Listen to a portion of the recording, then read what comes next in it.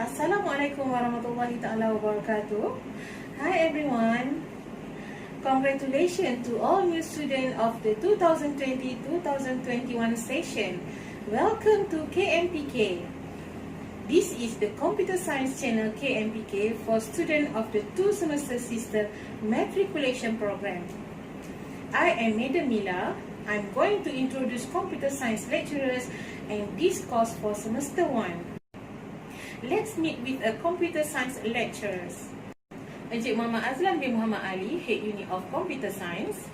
Madam Siti Sakinah binti Muhammad Yusof, Assistant to Head Unit of Computer Science. Madam Sharifah Awnah binti Syed Nordin. Dr. Aizu Khalili bin Zohidi. Madam Mazni binti Kohlib. Madam Zuraida binti Ismail. Madam Ahmad Zunaira binti Abu Bakar. Sir Jasman bin Jabar.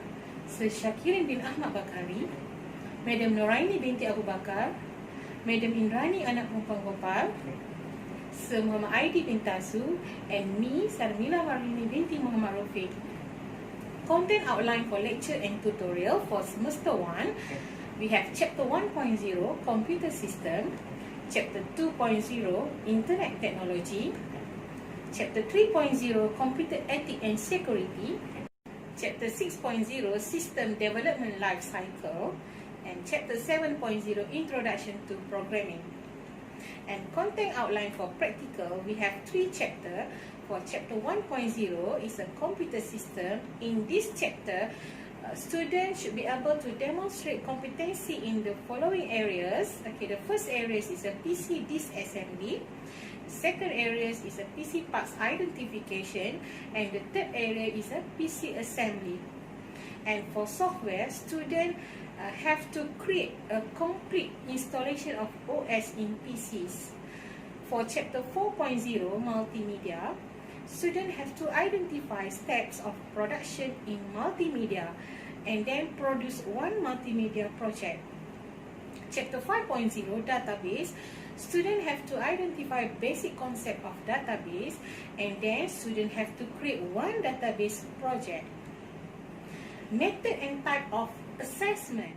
Penilaian berterusan PB 40%, ujian penilaian sumatif UPS 20%, penilaian semester program matrikulasi PSPM 40%, jumlah 100%.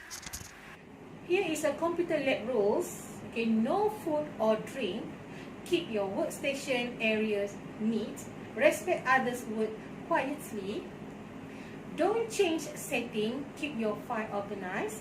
Serve safely. Save often, print only when necessary, and make sure you log off your computer. Here is a 3 reference for our main course, but our main textbook is the first reference, which is Discovering Computers 2018 Digital Technology, Data and Devices. Okay, so that's all as an introduction to our course Computer Science for code SC015. Thank you everyone. See you again. Bye.